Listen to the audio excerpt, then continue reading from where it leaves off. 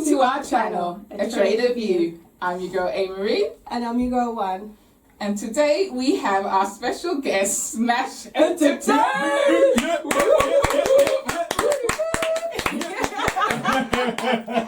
How you doing, Smash? I'm good. Welcome to the show. Welcome to our channel. Pleasure to be here. Oh gosh. So, Smashentertainz. Yes. Would you consider yourself a comedian or an entertainer? Entertainer, definitely.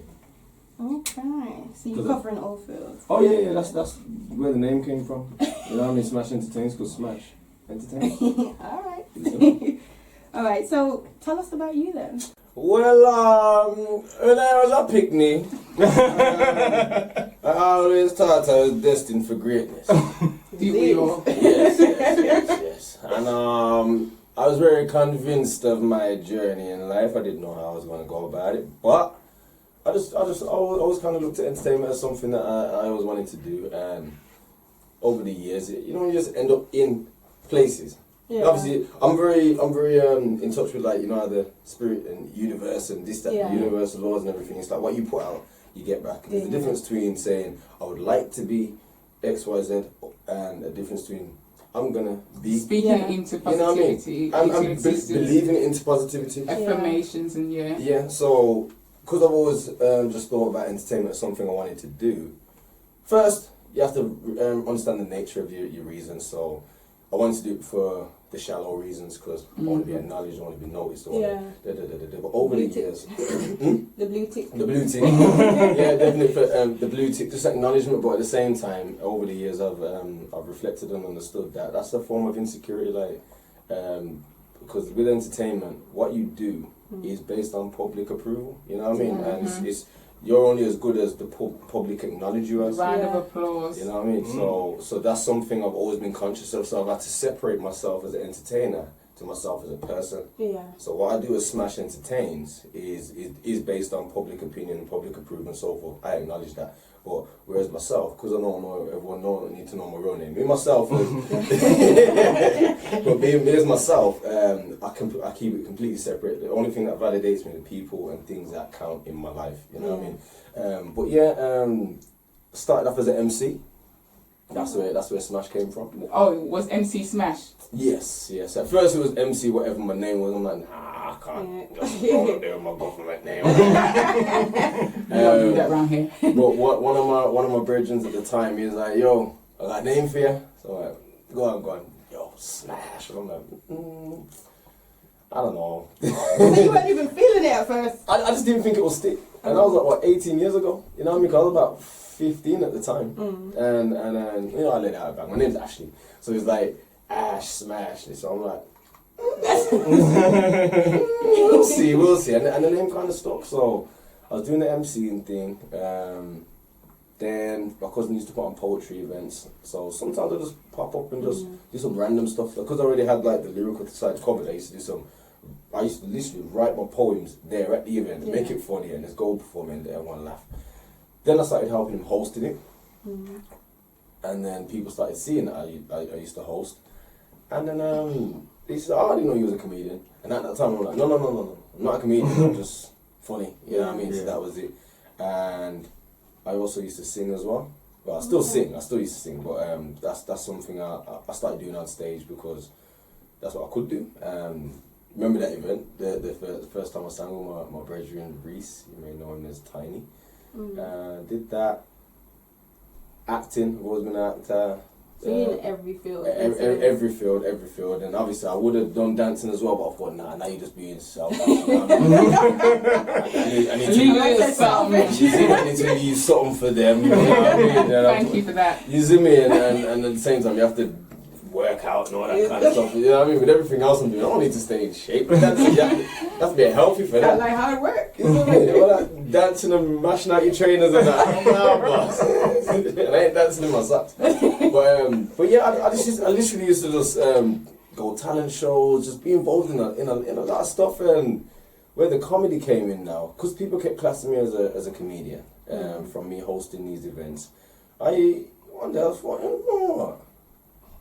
I was helping at a Real Deal Comedy Jam, and I was watching, I'm like, I could do this, like, I could do it. Yeah. And I knew the promoters, and around that time I was already putting on my own show where I was hosting it and having up and coming talent and businesses appear on the show. And I approached one of the guys from Real Deal, and I said, have you ever had a Birmingham comedian on your show? And they were like, nah. They'd have the likes of how much people have been on their show. They've had Bill Bellamy, down to Kevin Hart, like in the early stages. There's a lot of people that have been on Real Deal. We went to a few shows. And when it was at Alexander? No, Glee. Yeah, because it used to be at the Alexander Theatre.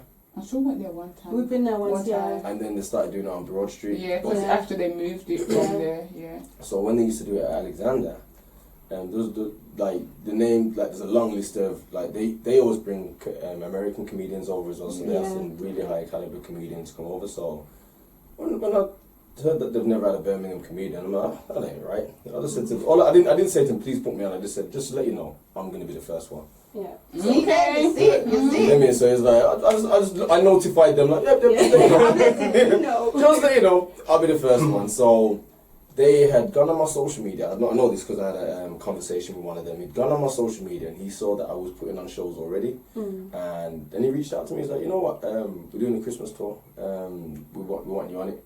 So all right, cool, no problem. So my first tour was with Kane Brown, who's an absolute beast on stage.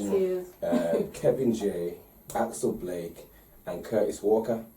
So the maddest thing about that, so I'm like, yo, I used to watch him on the Real McCoy. That was my show. Yo, that was a show, you know. When you're thinking of comedy, like black comedy. That was the only time we saw us on TV when Real McCoy was on. And they set some levels when you watch it. You can go on YouTube and watch that now. And still be busting up. Funny.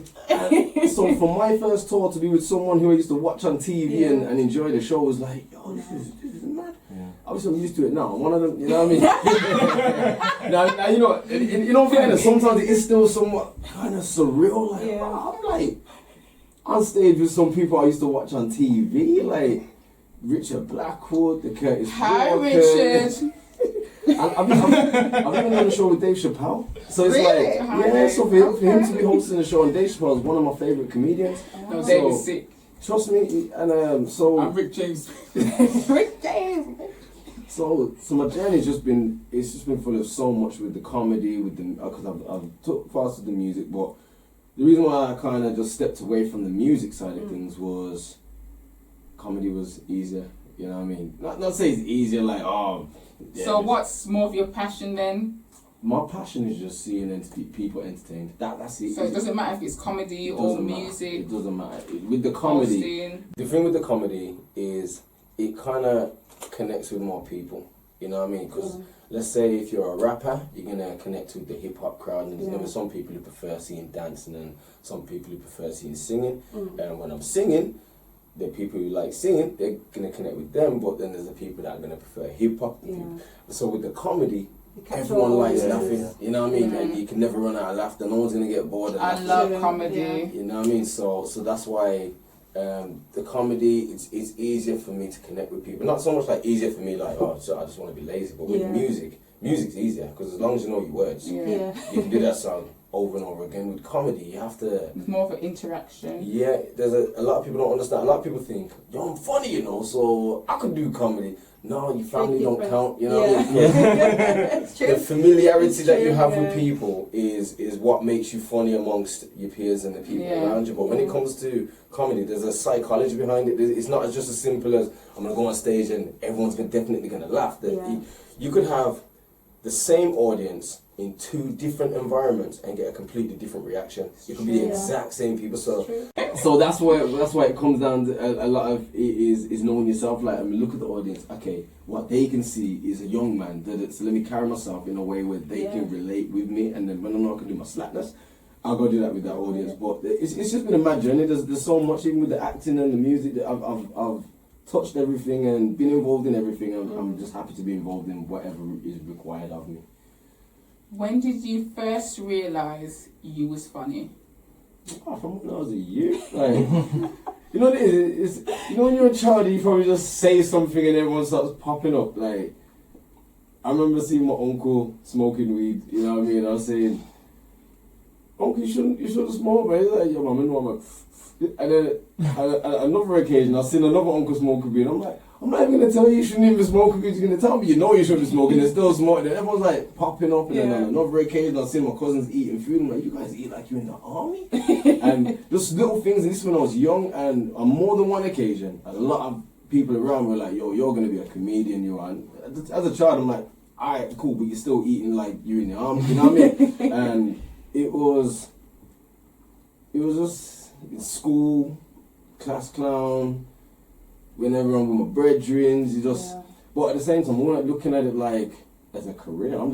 I like people enjoying themselves, you know what I mean? So if I'm in a room and everyone's enjoying themselves, I can just be amongst them as I am. But if I feel like there's a need for it, then I want to provide that. And you want to uplift their spirits. Yeah, and I know there's a fine line between people doing it because they want to be acknowledged and noticed, and then people doing it because you know what, the room needs this kind of energy. And I always sit back and think, what are my reasons for a lot of the stuff that I'm doing? And I always make sure that the nature of all my actions and intentions are genuine and nothing egotistical or insecure. Because if that's the foundation that you're working from, then it's that. If imagine I get to the top of the game, whatever, I'm the man, I'm the best comedian ever.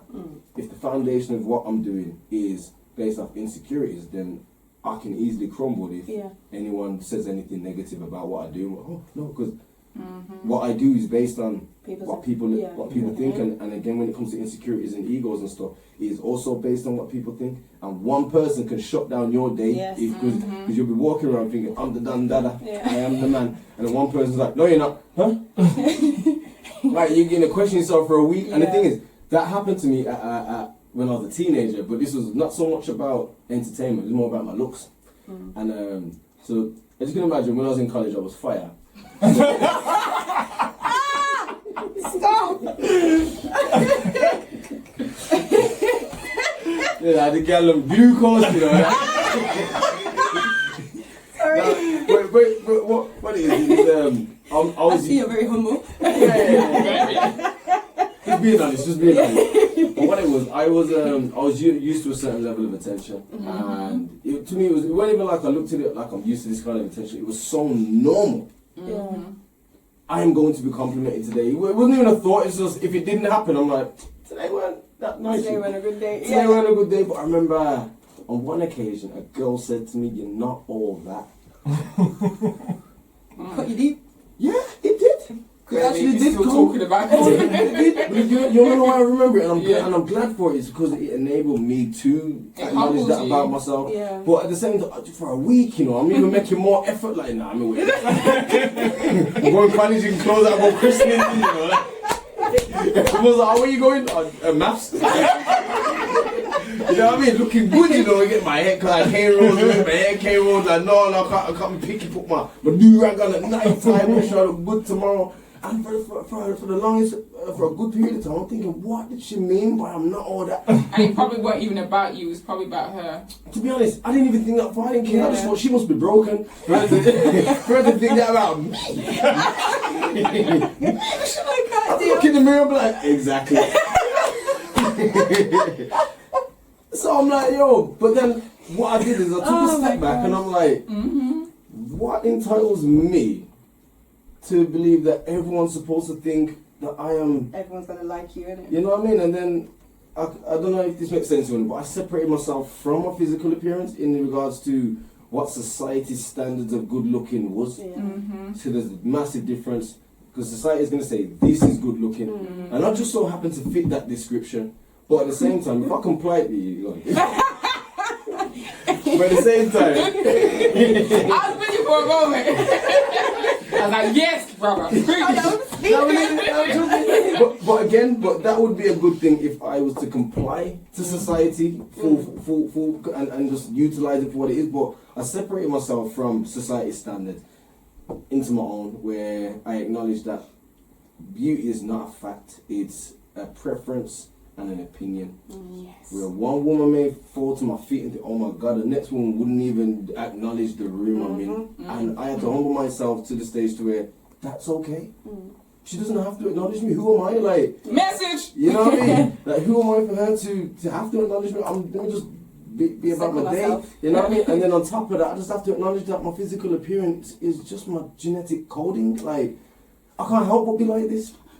You know? Yes. No, I don't. I'm trying to see the end of it. No, I don't mean that in a way where I can't help being good. I'm saying I can't help being me. This is me, like, regardless of what people think of me, whatever. Because again, I'm not everyone's cup of tea. You know what I mean? Because I ain't got a rugged face or I don't look big and mean or anything. And that's some girls' description. You know what I mean? But so by making that understanding of myself when it comes to my physical appearance, I was able to apply that thought process to every aspect of my life in regards to comedy, in regards to just me being a person around people. Like, not everyone's gonna like you, and everyone's gonna have their own reasons. Finding comfort in yourself and what you do will enable you to be around anyone and anything, and no one affect your energy in any way. Because some people, they may not be comfortable with who they are, and their actions may affect your day to day just because they've said something. For example, if that girl was just having a bad day, that's bad energy. That could have passed on to me as bad energy, but luckily, regardless of what her reason was, I was able to grow from it and acknowledge that, you know, I've got a very big ego, I'm very full of myself, you know what I mean, all that kind of stuff. And it's not a comfortable feeling, especially the fact if a girl says you're not all that and you're crushed for a week. You know what I mean? That didn't make no sense to me, so I had to put myself in a position where I have to just self-assure, you know what I mean? And which the society we live in is mad because, say for example, you got decent, respectable, humble women that carry on their day to day and respect themselves and keep their clothes on the social media kind of thing. They're getting their job, they're getting their wage, but then you start feeling yourself. But then, what's mad is on social media and so forth, you got women wearing next to nothing, getting acknowledged for it, getting praised for it, getting respect for it, and then they're getting paid for it. So it's like, it makes the honest, hard-working woman thinking, am I doing something wrong? You know what I mean? What about us? And it's mad because it's become a way of life for some. They're like, you know what, I may as well. Like, but we won't. Don't do it. But you have to maintain, like, again, that's what they do is they comply to society's way. And don't get me wrong, I know it would be nice to have money quicker and this, that, the other, and I completely get that. But the struggle just to, you see, if you are going to make that decision, make sure the nature of it makes sense. Like, you know, if you want to buy a house, you know what, Sean and the quantity and Bottom's going to get that house. Each to their own. Each to their Each to their own. Just don't let it consume you. Don't let it be all you do. If it can make you, it can surely break you at the same time as well. So this is why, you know, when I said earlier about separating Smashentertainz as the artist to me as a person, a lot of girls, they've actually embodied who they are with the social media stuff. And that's who they are. Who they are is how many likes they get. Some people can't function without social media. Like, they don't get enough likes. They take down the picture, the whole day is ruined. Yes, exactly. And the thing is, it's engineered. It's not like it's just like it just so happens to happen. That's what's dangerous. Of course, because you have to remember, you know, the solution for all of these engineered problems are provided by the people providing the problems. Like the solutions are, it's like a drug dealer. Like, I'm gonna make you try my thing, get you addicted to it, but also provide the solution. You know what I mean? Supply and demand. So it's like, me understanding a lot of these things is it's a daily journey with the entertainment. I have to make sure that the love I get as a comedian or entertainer doesn't consume me and make me think I need more. I'm so separated from, don't get me wrong, I enjoy my work. I love my work and I like the acknowledgement I get from it because I work hard for it. So when people acknowledge it, it's humbling to know that, you know, my hard work's paying off and I'm making people happy. People enjoy it. And people have come to my shows and then message me saying, you know what, I was having such a bad year and I come to your show and I'm glad. So that's good. Trust me, so being able to connect with people on that level, it's humbling and I appreciate it, and I appreciate when people do let me know that they acknowledge it. But at the same time, when it comes to me as a person, I also have to make sure I keep that in check. And also, like, I like being by myself. Like, I will sit down and watch anime for hours. You know what I mean? because I've made sure I'm okay with that. There's Yeah. some people who get into the entertainment world and they need to be in that world. They need to be Yeah. involved. They need to be at Can't that be party. alone. They need to be at that show just because they want to. I'm here. Yeah. And I was like, oh, it's you. Oh, can I get a picture? Yeah. But there's so much of a balance that comes into it, especially when you do tick all the boxes. That's when it's a harder battle. And a lot of people from the outside looking in, they'd look and be like, you got it made. You ain't got nothing to complain about. You ain't got no struggles. Everyone likes you. You're good looking. You da. But they don't know the struggle that takes place from being in that world. Yeah. Because again, all it takes is one person. You're not that good looking to make your whole week just mash up, and you're making extra effort, this, that, the other. So it's a journey, and it's a journey that I enjoy because I've been able to acknowledge those things about myself. So because I'm on the better side of it, I've still got ways to go, but I'm in the right mindset in order to encourage that growth within myself. So when it comes to the entertainment side of things, I'm able to enjoy it to its fullest. Yeah. I'm able to do it knowing that nothing's at jeopardy. I'm not selling myself. You know what I mean? I'm selling my product. There's a difference. So it's fun. I don't even remember the question you asked me. I was thinking that you said not to be the question, but it was really good information. Oh, you said when did I realise I was funny? Yeah, but look what we got out of that. We got some gems, we got some message, there was some words there, you know, I felt it, so it's all good. So you was touching on being approaching them and saying, I'm going to be your first from Birmingham. Is it hard being a comedian from Birmingham? No. It's a lot of people think location. The question doesn't matter. Talent's talent. True. You know what I mean? And again, it's down to public opinion. No one's gonna look at your area code and go, "Oh, I'm not listening to that." There was a time where people would be like, grown people won't. but even still, like when you me being from Birmingham, the only thing that can limit you in regards to what city you live in is you. Nowadays, we're in a day where social media, you click a button and people in Yugoslavia will see that. People in America, all over the world will see that. And if you know how to market yourself and put yourself in the right places, and on top of that, know how to craft. You know what I mean? Your talent, make it something that people want. Don't do it and think people will like this. No. You have to do it and make people like it. You have to make it good. You have to look and think, you know what? Would you actually listen to this? You have to take yourself out of yourself sometimes and think, just because it came from my heart and I meant it and I like it, who cares? And not in a bad way, you know, but who cares? You have to be able to provide a product. That's like me cooking and say, just because I did it all day, they like it. Like, My kids better like it. You know, but on average, you're going to make it good, innit? So eat this food. When you make all day. When you make a good piece of food and people, this is nice. No one gonna say, yo, what area do you come from? Because you made a good piece of food. Oh, you come from boy, stop it. I don't like food from there. You know what I mean? So when it comes to being a comedian from Birmingham, it hasn't been hard because I've made my mark. I've done what I needed to do. I go on the comedy shows, and me being from Birmingham isn't even a gimmick that I've even needed. I go on and I be funny. I just make people laugh. That's my job, my area code, and that's got nothing to do with it. And I've done a good job at it. I made sure when I go to shows, whatever city I do, I just have to do a great job. You know what I mean? There's people in so many areas that are so talented and they don't know what to do, this, that, the other. But at the same time, they're not looking at the game. Look at the game. Put yourself where you need to be. Go to the show.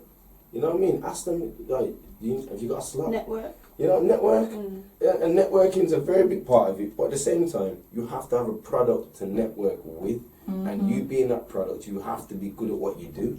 And being mad because people won't help you, or being mad because you ain't got the opportunities, being mad because this, that, the other's doing it and you're not. You've only got yourself to blame. Why are you mad at X, Y, Z? And instead create your own opportunities. Exactly, and that's one of the things I've made sure I've done. I've not had anyone put me on anything. Again, I saw Real Deal and they said, I'm going to be your first comedian. When I was doing my own shows, I went to the venue, hired the venue, I designed the flyer myself, phoned and booked all the acts. That's really good, that is. Hosted it, sold the ticket. I did everything. I got family involved, got my cousin to do the music, he got there late. I got my bridging to do the lighting, I got my sisters to do the door, I got my mum to make cupcakes. I involved everyone, and a lot of the people that I involved in the show were up and coming. That's one of the things that I prided myself on because I know that no one's giving them these opportunities. One, I wanted to show them this is how you can do it. Yeah. But on top of that, come on my thing and do it. You know what I mean? So by me doing that, it enabled me to raise my profile as an entertainer, as an entrepreneur, and as someone that's providing opportunities, and also get people involved as well. So there was that, and then when I got into the comedy thing, it was a case of just making my mark, going on the comedy shows, being on Real Deal was a big thing because other promoters would see me there, and they were like, "Oh, it's funny." Now to promoters at that time, I had a niche. I was from Birmingham. On average, all the comedians were London based. So on the circuit, realistically, a different accent. Finally, every comedian knows from London. So now, done that, been London, all the above, Manchester, Notts, Leeds, loads of places. But me being from Birmingham didn't play the part in how well I did. Me being funny, my product. You know what I mean? Regardless of where the product is from, if you could buy a jar of food from Tesco's and you buy a jar of food from Sainsbury's, as long as it's nice, it's nice. So one thing I made sure is me being an entertainer is what's gonna carry me through this. And then obviously with the social media and doing the videos, being funny and making sure I was funny, that's another thing that played a part. So my location had absolutely nothing to do with it. That's good. You know what I mean? Yeah, so I've got a question. So, as you said, right, it seemed like you seem to be like the only, basically the only one from Birmingham on the shows. Do you see? There's a couple. Yeah, that's what I was just about to ask. Yeah. Is there any up and coming Birmingham comedians that? There's a few because for example, not long after I started doing comedy circuit, Rem Conway, a good friend of mine, he was doing comedy as well. Now he was already a playwright, an actor, and all that kind of stuff at a very young age, and then he jumped on the comedy and he done a very good job as well. So he's someone who's from Birmingham who got acknowledged as a very good comedian. Then a bit further down the line, more of them started popping up because obviously they're seeing me and Rem coming, they're like, because a lot of people look and think, it's just Londoners that are killing it, it's just Londoners that are killing it. But when they're seeing me on the lineup with all these Londoners and Rem Conway on the lineup with all these Londoners and just regularly, they're like, maybe I can do it too. Because I've had people reach out to me like, I saw on social media, Sideman, you know, I know he does this thing. I don't know him, but now I seen him on social media and I'm like, he's from Birmingham. And I remember seeing him at an event, and I'm saying, "Yo, do you want to do comedy?" Yeah, I'm ready. And I could see his enthusiasm, so I'm like, "Cool, I got you." I put him on his first show, and he did well. And after that, him being a good person is one of the things I acknowledge the most about him, as well as his talent. He's a good person. So when I know you're a good person, I got time for you. So I helped get him on shows. I got him on my show. Anytime I did a birthday show or whatever show, I'd make sure I give him the stage time. Now, he was a hard worker already. So his plan was already his plan. I just helped with the comedy side of it. With everything else he's doing, he already saw all that. That's a good look. And so he's someone that helped get onto the comedy circuit. Uncle Ed. He's actually from London, but he was in Birmingham at the time. Have you ever seen him, Uncle Ed? I put him on. He was on the first. He started comedy the same time as Sideman, and he disappeared for a bit, but then he reached back out to me saying, "Yo, I want to get back on it." So I'm like, "Come through." Cassandra Maria. I think we saw her there. Was she The at last comedy, Yeah. the one that you was at. Yes. Her. She hollered me. I remember I met her at Zara's. This is before she was really doing the social media. She's got to the door. This is when I was like doing security and that. She's like, "I know you." I'm like, "Yeah." and then she's like, you're smashing in the video. I'm like, "Oh, yeah. Cool. See. Phew. But then when she reached out, she's like, "I really want to do videos and this, that." So me and her spoke a few times. I said, "Yo," I gave her a bit of advice. And then she started doing her thing in social media, and she's doing very well. And then when she approached me saying she wants to do stand-up, I'm like, cool. She's the first comedian that I've really worked on material with. Like, she had the material, and I basically just instructed her how to structure it and make it funny. Then I put her on her first comedy show, and she did really well. She's got ways to go, you know what I mean? There's still a lot of growth, and obviously she's someone that I'm happy to work with. So it's like there's a list people from Birmingham. There's people that have messaged me saying, "Yo, I really want to do it," and I've given them advice. So yeah, there's a good few more now. They're popping up, and I'm happy to be the catalyst, the vessel, the plug. Because what I've done for myself, I put myself in a position where I've got a reputation, I've got status in the comedy world, and on top of that, presence, and on top of that, a platform. Because I put my own comedy shows on, so what I can say to these comedians is, yo, come show them what you got, you know what I mean? And they don't have to do X, Y, Z. Like when Real Deal noticed me, they went on my social media and saw what I was doing, and then hollered at me. Whereas with me, I'm saying, you know what? Just come try it in, you know what I mean? And let's see if it is something you actually want to do first, because it can dishearten you. There's some people who will be like, do the comedy, do a bad job. I'm like, yeah, I'm going to go get a job. You have to be thick skin. You know what I mean? You have to have thick skin, because thick skin for a number of reasons, if you do bad, there's two things you can take from it. You can take it as, you know what, this ain't meant for me. Or you can take it as, you know what, I really want to know how to connect with this crowd, so I'm going to try again. And there's a number of angles, and it is a make or break sometimes. I heard of a comedy show that took place where a woman didn't do a great job. The next day, she went for a job interview. She just said like she was done with comedy, and you do have to have thick skin. I've had a few shows where it just hasn't gone the way I wanted it to, but the way I look at that is, I look at the audience, the environment, the layout, and I think, okay, what did I need to do better? And what should I do next time, and how do I connect? Yeah, and on top of that, acknowledge yourself, because I did upfront comedy for the first time. When I first did upfront comedy, that's the first time I did a more mature crowd, and I'm doing the jokes I do at Real Deal. Now Real Deal, I brought the house down. I did the Birmingham, Nottingham, and Bristol tour. And I did it every show. So when I did the upfront comedy, I'm like, I got this. Yeah. All there's black people in the room, I got this. So I'm there now, cracking my jokes. Yo, man, Ted, and this one girl said, I'm just looking around like, no, you didn't. Yeah, I did. I'm thinking, yo, what, how come they're not laughing? But then what I have to look at is, this is an older audience. I'm a child to them, so the stuff I'm talking about is like, what the... And on top of that, it's awkward because I can see people my age in the audience, they're laughing, but they don't want to laugh too loud because they're next to their auntie or something, you know what I mean? So it's like, what I adjusted in that set, so I'm like, okay, what do the older crowd relate to? Okay, they ain't going to relate to me getting hit from a girl in a bush. You know what I mean? What do they relate to? Beating their kids.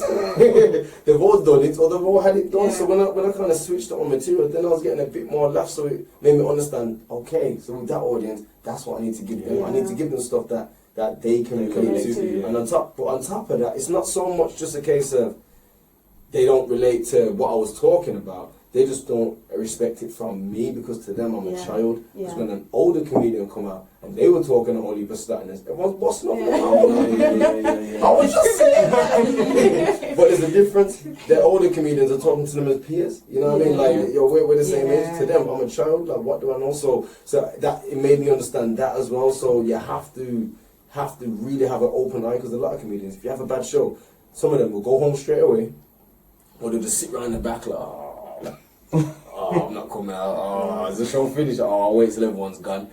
Because it can be disheartening, instead of thinking, okay, let me stand by and watch what all the comedians are doing, and if the crowd's reacting to it, let me see what's the difference between me and that comedian, what's the difference between what I was saying and what they're saying, what's the difference between what they're engaging to and what they're not engaging to. And then when you understand that, you're growing, you have to develop your craft, and it's not even so much thick skin, it's just open peripheral, you know what I mean? Open-minded, be open-minded.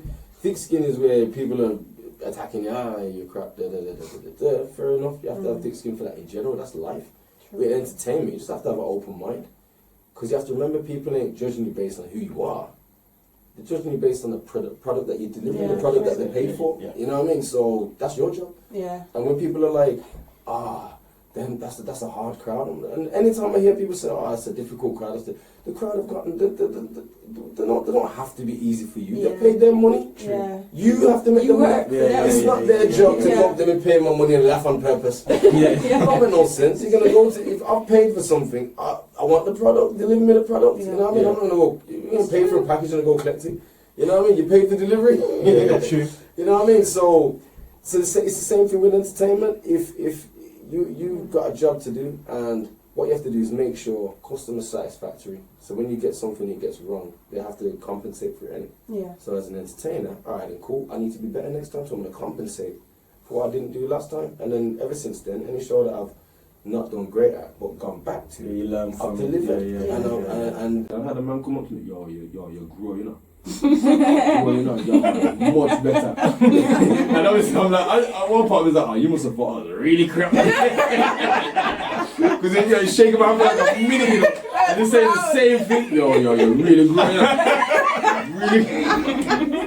Well, man, he was in the audience like, but as years have gone on, he's seen me and he's like, yeah. So even that acknowledgement within itself was like, alright, I'm doing it right. So you know what I mean. So yeah, that answers that question. I don't remember what that question was. Next. Do you have a favourite place to perform, and what was your first performance like?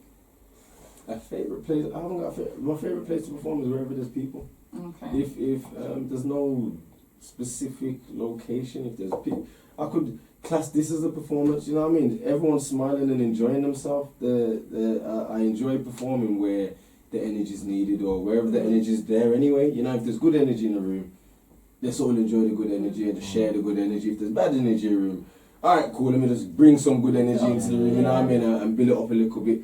And I've been at places where you wouldn't even expect people to. I've been at funerals. I can guarantee any funeral that I've gone up and said anything, I've had the crowd laughing.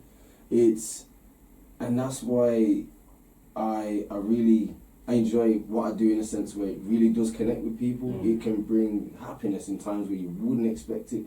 And there's a long list, you know what I mean? So wherever people are that need the laughter, that's my favourite place to be and make people laugh. And what was the other bit? My favourite place to perform. What was my first performance like? Yeah. Oh, yeah, it was great. But I remember, when I say performance, I'd been on stage already a number of times where we either hosting, singing, spoken word and whatever. My first time doing comedy, it was like, I remember the host is doing their thing and I know I'm on next. Now it came around, it's hilarious, but the whole time he's up there, I weren't laughing, I was just in my own world, you know. Yeah. Zoned out. I'm next, and people looking at me like, "You okay?" Yeah. But what I'd done for that, I had my comedy set scripted. I rehearsed it in my room. I did the jokes and think, all right, cool. I need to take 7 seconds because that's how long people laugh for. And then I took everything into account. Yeah. When I went on stage, I was practically a robot. So I was doing it word for word, and when people were laughing, I'm like, "Yep, I knew they were going to do that." and it just went to plan. So my first performance, I don't know how it went because I just You weren't even there. But at the same time, everyone's like, "Yo, that was funny." I'm like, "Oh, was it? Oh, good, good." So my first, but then there's the second 2 venues that we did for that same tour. By the last one, I was able to actually enjoy. You know what I mean? I was up there doing my jokes. I'm like, yo, everyone's busting up, bro. Damn, I'm funny. Bro, over 2 days like this as well. and yeah, so my first tour was really good. I enjoyed it. So yeah, that was good. It was good. I was ton up stuff. So have you ever been discouraged by like hecklers, like early days, or any kind of negative reactions or anything? Never discouraged. Because again, what I do can't be determined by individuals. I've not really. Work on that. Next time you do it, let me know. So I felt left out. I felt like they both clicking. You both being bad safe.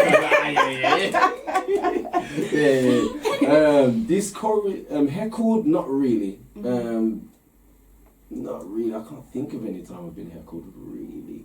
There's probably people that have tried, but even then, it's about crowd management control. It's knowing how to.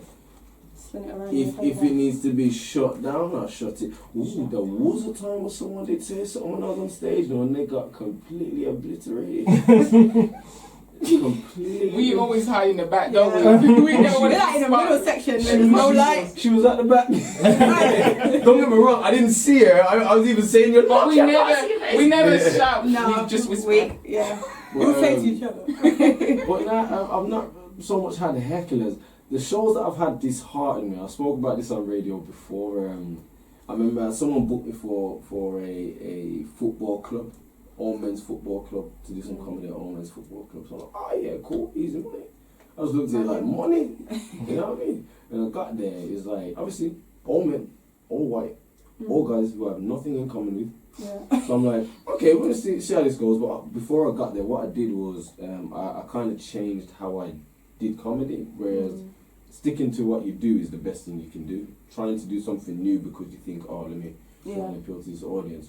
That's what I did. So obviously I was there, started doing it, and then while I'm doing the comedy, it's just not really getting that much laughs, and then they just started talking amongst themselves. So I'm like, oh, okay. And it was like, that's where I started discovering, okay, there's so much more to the comedy world than just me thinking I can make everyone laugh just because I'm a comedian.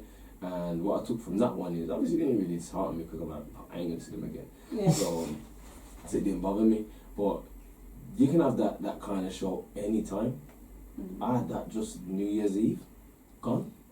You know what I mean? Someone booked me to do comedy for a dinner, like a sit down dinner table, for a 7-day Adventist kind of audience. You know what I mean? So I'm like, okay, cool. I'm not gonna chat slackness. Obviously, I'm gonna do some kind of jokes that they can connect with. So I started doing my comedy. I started getting a couple of laughs and that.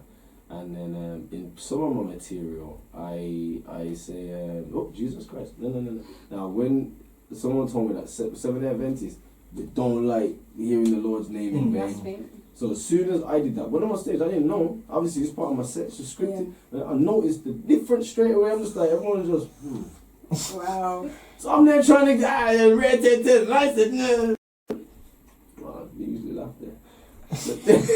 You know what I mean? But no one's laughing, so I didn't take it in a way where it was disheartening. I just took it as okay, I just need to know how to connect with this audience again. So then at the end of the set, I never forget, John Civic gave me when he had a bad show. I remember him saying to me one time, yeah, anytime I have a bad show, when I finish I just say, well, I've been Lenny Henry, everyone have a good show. You know what I mean? And I knew that I never thought I'd ever need it. I never thought I'd ever need it, so I'm like, you know what, yeah. Thanks everyone, I've been Lenny Henry, and then I come on stage, and they laughed. I'm like, hold on, wait a minute. 5 minutes ago. You know what I mean? And then the host was like, everyone give a round of applause. Everyone's like, hey, I'm like, nah, you weren't doing that. Don't try to do that. No, you're like, the Lord is watching. But I've never had a show where anything has disheartened me. It's always, again, I've come into the game understanding that you're not everyone's cup of tea, and there's a reason. It's not a case of anyone's doing it on purpose. They're an audience. You're here to please them. So if you don't know how to connect with them, you need to learn how to. Yeah. So no show has disheartened me and made me think I don't want to do this no more. All of them have just made me think I need to know how to do it for them as well. I need to know how can I get them, everyone at the same time. So everything's growth. Even hecklers and whatever, you have to know how to adapt in the moment, know how to bury them. You know what I mean? Hate is no hate. You can't let them off lightly, like, you know what I mean? True. So when I hear They're coming for you, innit? So. Yeah, man, but at a certain time you have to create that presence where they don't want it. They don't want it, like they come there like, nah, not him. Yeah. You do to the next one. You know what I mean? So you have to create that presence, but at the same time, it's our job to make the show so entertaining that they're too occupied being entertained to even bother trying to heckle. You know what I mean? So again, it's just always our job. It's our job. I'll never look at the audience like they owe me anything. You know what I mean? I don't want to get paid for the show. You know, there's always been like a thing where people say, like, I'm not gonna sit in the front. As a stand-up comedian, is that something that you guys actually? There's some that, you know what it is? The comedians that do that, it's like they feel like they need to. Okay. You know, if you're funny and you know you can get the job done anyway, you don't need to pick on anyone. You don't need. There's a way of engaging with the audience and making them feel involved in the show, and in a way where you're not crushing that person or making them never want to come to a comedy show. There's a way of making it enjoyable, engaging, fun, so that even if you are kind of making fun of them, they're able to find it funny as well. Yeah. Like my first comedy set, I thought this is what we're supposed to do. Yeah. And I did that, and I felt bad after. Because a lot of people feel like they'll be targeted sitting at the front, like these two just admitted they sit at the back. It's mad because again, some comedians do it on purpose if they're kind of like, if they feel like if they ain't got a choice. Yeah. You know what I mean? Like, this audience ain't really laughing the way I want them to, so I'm just gonna pick on something. Yeah. You know what I mean? But if you're giving everyone the jokes that they need, then what mommy said. Okay, Smash. So tell us about sViews. Smash's Views. That was actually the first show I ever done. That's 10 years ago now. That's 10 years ago. But that started off when that actually started off when I was just on Facebook. I set up a group called Smash's Views. What are yours? And that was just me throwing out topics, any topic like baby fathers, baby mothers, and just posting up my views on it, and then people would just respond and so forth. As time went on, I thought, I want to make it visual. I actually want to do some visual stuff. So I hollered at my cousin. I said, "Yo, cousin, are you able to do camera tricks where it can look like I'm talking to myself?" And he had the backdrop and everything, and he was able to make it look like there was two of me on the screen. Okay. And we made it so that I timed it perfect. I looked like I was looking at me, and I'll probably show you guys when we finish. And I called that Smashes Views, and I did a few episodes of that. But then I thought I want to do something on stage, Smashes Views. So I did the show, and the concept of the show was to talk about topics, but also I wanted to shine a light on up-and-coming talent and local businesses, because there's not many platforms that promote. And as an up-and-coming talent myself at the time, I thought there's no one actually putting me on front line or giving me the opportunity.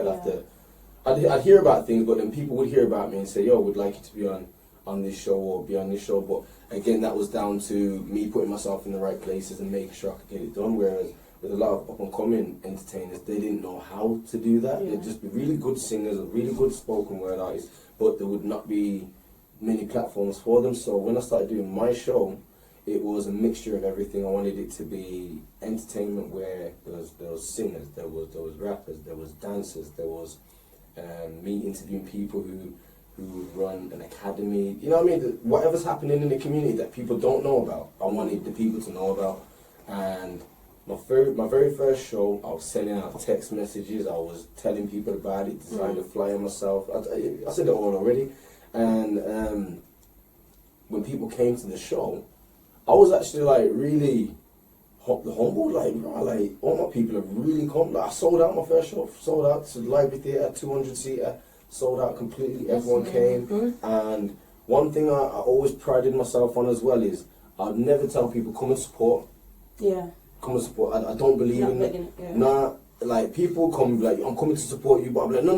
Because when you buy a Beyonce ticket, you're not going to support it. You're going there to enjoy yourself. Yeah. So I want to provide something where you genuinely want to come to enjoy yourself, and that's one of the things what I prided myself on when I started Smashes Views. I wanted it to be something that people enjoyed because it was enjoyable, not because it's me. And I did that show. I did a few shows a year, but then I started that show when I was 23. So I did about 5 shows throughout the space of a year. So then when I was 24 now, I also started doing an Ann Summers show. That's a random one. Because as you know, when girls have Ann Summers parties, boys aren't allowed there. Yeah. So I remember saying, "Oh, you need at least one." But then she was like, no, boys. I'm like, you know what, I'll do my own then. And then I was like, ding, I'll do my own. So I actually put the show on, but I made it so that it was enjoyable for all, like even my grandma could come and enjoy it. Don't get me wrong, there's a few words in there that obviously this, that, the other, but I made it so lightly entertained, but still, and some as based, but just enjoyable. I wanted to make it enjoyable. I wanted to provide more entertainment for everyone to just enjoy. So when I started venturing onto other projects, that's when I started getting booked for hosting. And then when I started doing comedy, the Smashes Views I kind of just like, alright, cool, I'll come back to that. But then the comedy world took over so much, I completely not forgot about it. I did look back and like, you know what, Smashentertainz is a good thing, man. I used to look back thinking, at my age now, I'm 33. When I look at a 23-year-old, I'm like, that's young. You know, I see them as young, and I'm thinking, I started my own show at that age. Yeah. So Smashentertainz is something that I really treasure, and I'm actually gonna do a 10-year anniversary this year. I haven't got a date. I'm gonna look around for a venue and so forth, but it's something I definitely want to do because it's where I started off as an entertainer. It's something that I hold dear. I still got the group sViews and events. You know what I mean, on Facebook, and Smashentertainz. That's the foundation. Well, part of the foundation of Smashentertainz. So yeah, that again, the main thing with that was to promote up and coming talent and local businesses, and I'll still maintain that concept when I do bring the show back. That's good. Giving back. Definitely. A lot of people used to say to me, "Oh, get this on there, get that on there," because around the time when I started it, for example, obviously I know Triller, I know Lady Leisha, they would say, "Oh, get them on there," but I'm like, nah, they're doing their thing, you know what I mean? And I don't want the show to be something people come to because Triller's on it or Lady Leisha's on it. I want it to be a show that people come to because they enjoy the show. If I do get Lady Leisha or Triller or any other entertainment for that matter, I want to make sure it's on a bigger platform, so that way the platform itself matches up with their status. I don't want them to be the crowd. I want them to be on my show. I don't want my show to have them on it. I want, yo, this is Smash Show. I'd like to be on that show. You know what I mean? Because there's a lot of shows that people are happy to be on, whereas there's some shows that you feel like you're doing someone a favour. I never wanted my show to ever be a favour for anyone. It's a show that, really, you want me on the show? You know what I mean? And just something, again, to give to the audience, because I always used to make sure they're left with something. They never just came to the show and it was just the show. Whenever you go to a show and you buy a raffle ticket, on average you're just getting the raffle ticket and hoping you win the prize in it. One thing I made sure that I did is, anytime I sell a raffle ticket, my mum makes cakes, you get a piece of cake with every raffle ticket you buy. So even if you don't, I remember We need to go. Okay. and the thing is, a lot of people picked up on that concept, and a lot of people started doing it as well. But but you know what? The way I look at it is, you can't look at it like that. No, I don't. That's very negative. I look at it as like trending, and flattering. Man, I just look at it like, I am the original top. But at the same time, You do something good that people, you know. And no matter what, I wanted them to come and enjoy the show. So if they were to buy a raffle ticket, they get a cake, so they get to enjoy the show, they get a cake. If they want a prize, they want a prize. I made sure there's people who did things in the community. I connected with gyms, vocal training academies, loads of businesses, and said, would you be happy to give a prize for one of the raffle prizes?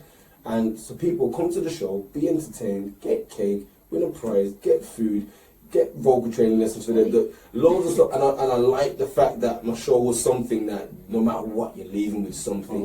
You know what I mean? I just wanted people to enjoy it. It weren't for me.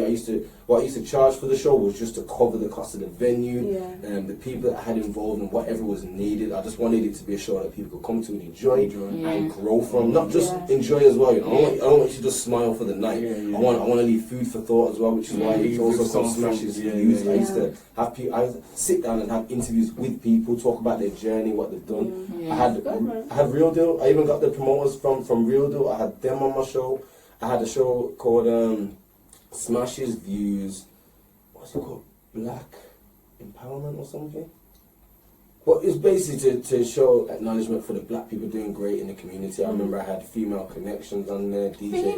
You see me? I had them on because I thought they're females in the entertainment world, and I know that the entertainment world is never easy for females. Like, you know what I mean? So having them on the show, you know, Countryman, the DJ, I had him on the show because he was actually, when I was in college, he was one of the teachers at my college, and that's where I met him because and I used to try and wag his class. You know what I mean? Me and my brother used to go to the class. One of us would talk to the teacher, and the other one would go over to the register, mark our names, and then we just obviously I'd be over there like, it's done, and then dip off, and then he'd probably, oh sorry, I'm going to the toilet, and then we'd leave. Don't do that, kids. But when Countryman, he was a man that picked up on it straight away, and one reason I've got a lot of respect for him is because any black boy in the college that he saw was probably struggling, or you can see that they're just being a little ragamuffin. He weren't having it. He's like, no, I'm not watching any black man fail. Yeah. And I was behind on my work and loads of stuff. He actually took his own time out and helped me get back on track on my work. Round of applause for that. And that was me. That was an electrical engineering course. So I did that for 2 years. So then when I finished doing my electrical engineering course, it was like, so what are you gonna do now? So I'm like, yeah, man, I'm gonna do entertainment. He's like, what? You wanna be a dancer? I'm like, no. I'm like, no, I wanna do entertainment. And he's like, nah, man, you ain't be no dancer. You weren't having it. And then he got me on an electrical installation course. So I did that for another 2 years as well. So even though I knew I was going to be doing entertainment, I'm glad he put me on it because it's something that was good to have under my belt, you know what I mean? Because I did actually do a bit of work with the electrical stuff, but because the entertainment was doing okay, I didn't really need to. But at the same time, as a teenager in college, you just weren't trying to really do anything. I just wanted the ID card so I can get on campus and go to the common room to see the girl. You know what I mean? Don't do that. But yeah, he took his time out. So when I was doing the sViews, I said to him, I'd be really honoured if you come on my show, and you know what I mean. But what he does now is anytime I see him when he goes to events, listen, this boy didn't know how to read or write. Here we go again. But yeah, and I just got a lot of people from the community on the show to just show that there's more to the community and more, and that there's people around that are happy to. You know what I mean? To help and contribute and build and took their own time out to do that. So sViews was a number of things, as well as promoting local talent business. It was promoting the people in the community that are here for the community.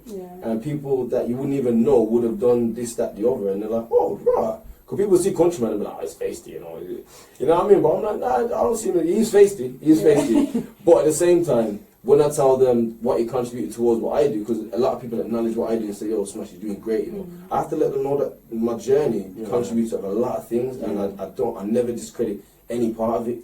When I used to play basketball when I was a teenager, the coach, Herman Wilson, I got suspended from school. My mum phoned him suspended, I mean, I want him there. So the time I was at school, he come and got me every day, and I was stuck with him every day.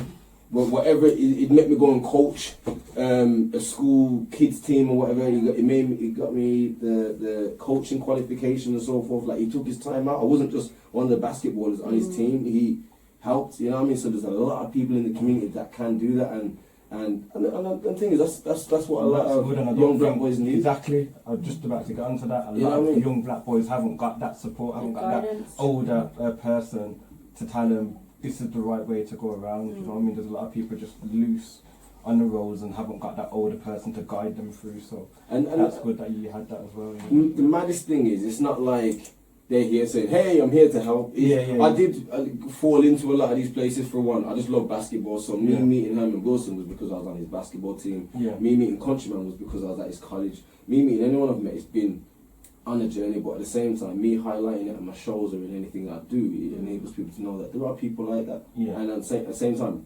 I'll become that person. When I drop or pick my son up from primary school, there's other little black boys who I'm always seeing their parents talking to the teachers. And I remember one time I sat down and talked to one of them because I know both his parents. I said, are you in trouble again? He's like, yeah. So I'm like, why? So I spoke words into him. I said, yo, you're a king, you know. He looked at me confused, like obviously in his head he's a king. I'm saying, no. I mean, you're a king. You're big. You're a big deal. You know what I mean? Don't ever make the school ain't gonna tell you that. I'm gonna tell you that. And what disheartened me was, I'm talking to him, and it's like the way young black boys' heads the mindset is set is like they're already failed. Because I said to him, okay, cool, I'm gonna make a deal with you. And he said, what? I said, I want you to name me a punishment that you're gonna have to do if the teachers talk to your parents again. No. You say the punishment. I'm saying, no, I want you to do. I want you to tell me what your punishment should be. And he said, no, I can't. You do. So I said, you know what? I'm not gonna do a punishment because you know what? There's not gonna be any need for one. Because you're not gonna fail again. His response broke my heart. He's like, you mad? Of course I am. You know what I mean? He's like, nah, I'm gonna mess up. No. Listen, you're gonna make this promise to me right now. You're not gonna mess up. But what I make sure I do, as well as having that conversation with him. Every day I see him at school, oh, go on, come here, you're being good. And then have that conversation with him. Even I'm not able to be in his life like that, but even just that few minutes of, how you doing? You're doing good. That's what I'm talking about. Because one thing that young black boys are missing is someone saying how proud they are of them. Yeah. And I know that because I've been a young black boy who's never, well, my mum did her best, but she had 4 kids, and there's only so much she could say, yeah, I'm proud. Because there was no rewards. I didn't try. I was just like, nah, I'll just go about what just go about my day. If I do good, I do good. If I pass, I pass. If I don't, I don't. There's nothing great's gonna happen. So with these young black boys now, when young boys in general, I can't just say just the black boys, because there's good in every race, but our young black boys are the ones that suffer a lot. So I feel like I have to put the extra time aside for them, and by putting that into them and just saying, yo, I'm proud of you, you're doing well. And these kids ain't even mine. It's like they kind of look forward to that every day. So when I get to my own son now, when I pick him up from school, I just know that what I needed in school, and I try and apply that with him. He's reached the stage, when I pick him up from school, he's standing next to the teacher, like, looking at the teacher like, tell him. And the teacher's like, you had a magnificent day. So when I look at my son, I say, what?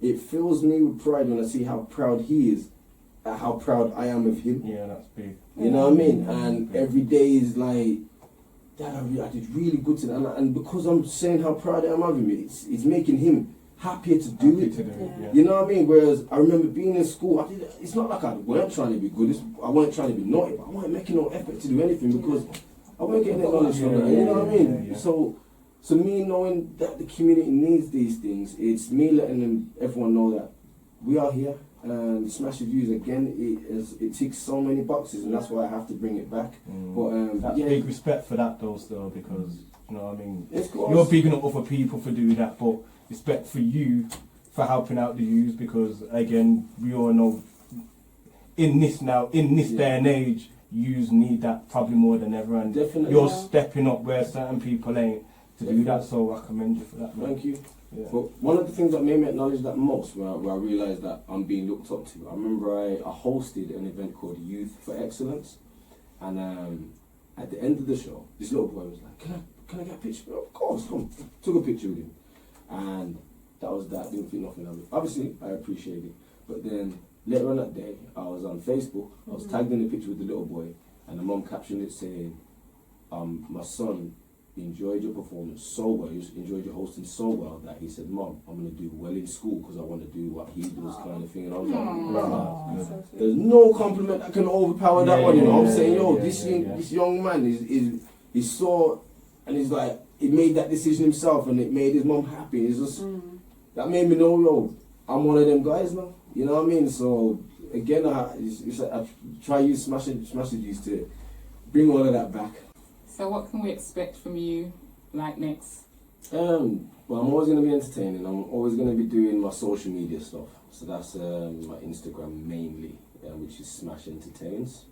Ends with a Z, not an S. One word. I've got a comedy brunch, because I'm also a partner in a comedy brand called Belly Boss Comedy. And that's going to be on the 10th of May at the Mill in Birmingham, in Digbeth. And then also my birthday comedy show, which is just my own thing, that's going to be a brunch as well, a comedy brunch, and that's going to be the 5th of July. So they're my live events that are coming up. There's still a long list of other stuff that are going to be coming. This year I'm definitely doing a sViews 10-year anniversary. I just don't know when. But in regards to everything I'm doing, I'm always going to be doing something, you know what I mean? I'm always going to be active, I'm always going to be on stage, I'm always on social media, whatever it is, I'm going to make sure I'm active. So if you go onto my Instagram, just follow me and you'll see my journey. Come on the journey with me. So yeah. Thank you. No, thank you for having me. It's been a pleasure. Well, guys, don't forget to like, share, and subscribe this video. Leave your comments below, and all of the Smash details are going to be below as well, so you can follow him on the socials. Thanks for watching. Bye.